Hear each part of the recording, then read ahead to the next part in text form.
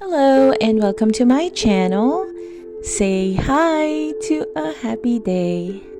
In this channel, I would like to share tales and stories I personally picked and are my kids' favorite book stories. Let's enjoy listening while I read to you the story of Oxcart Man.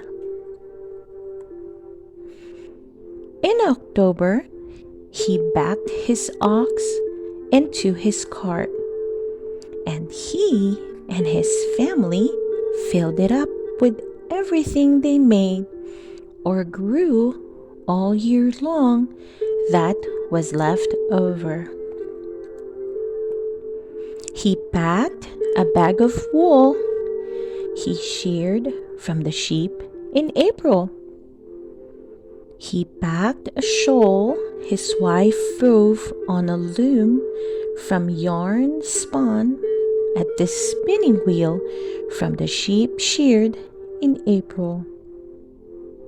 He packed 5 pairs of mittens his daughter knit from yarn spun at the spinning wheel from the sheep sheared in April. He packed candles the family made. He packed linen made from flax they grew. He packed shingles he split himself. He packed birch brooms his son carved with a borrowed kitchen knife. He packed potatoes they dug from their garden. But first, he counted out potatoes enough to eat all winter and potatoes for seed next spring. He packed a barrel of apples, honey and honeycombs, turnips and cabbages, a wooden box of maple sugar from the maples they tapped in March, when they boiled and boiled and boiled the sap away. He packed a bag of goose feathers that his children collected from the barnyard geese.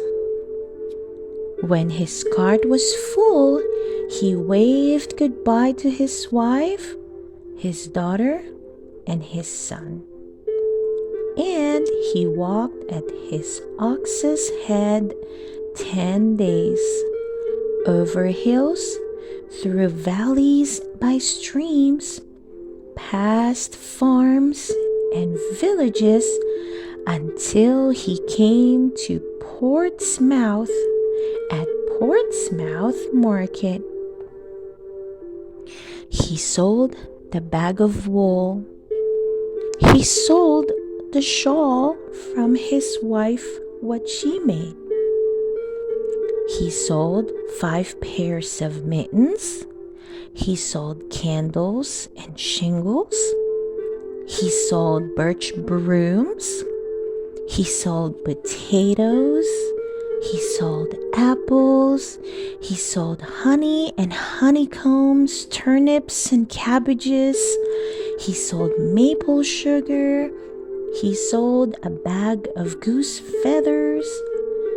He then sold the wooden box he carried the maple sugar in. Then he sold the barrel he carried the apples in. Then he sold the bag he carried the potatoes in. Then he sold his ox cart. Then he sold his ox and kissed him goodbye on his nose.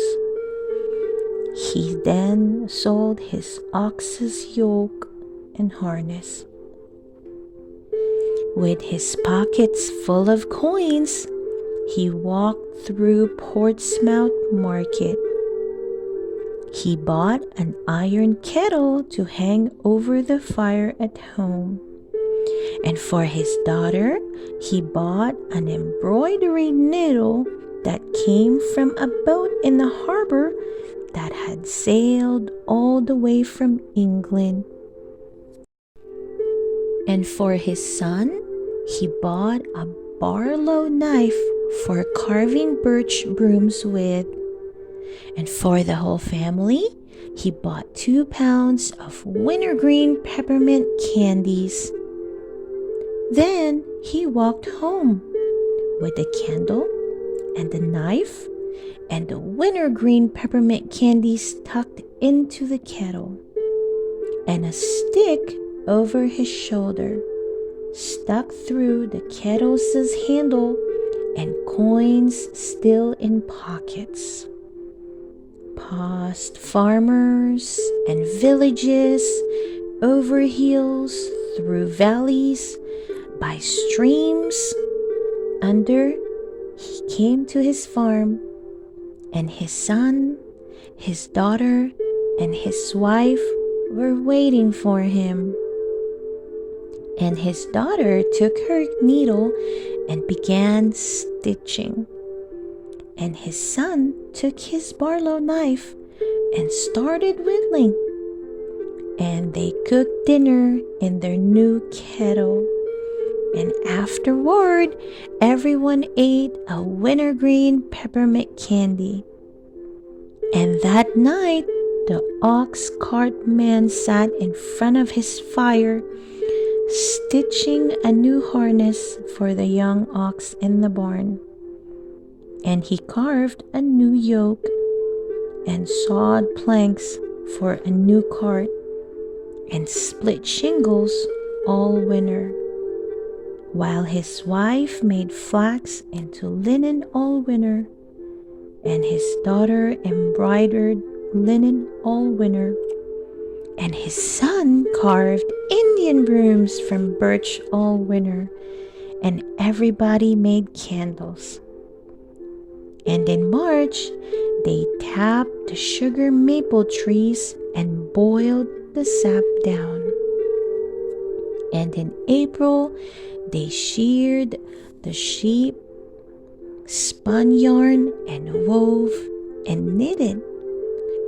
And in May, they planted potatoes, turnips, and cabbages, while apple blossoms bloomed and fell, while bees woke up, starting to make new honey, and geese quacked in the barnyard, dropping feathers as soft as clouds. The end. I hope you enjoyed listening to the story of Ox Cart Man. Please don't forget to hit that like button and subscribe to listen to more of our favorite book stories. See you soon!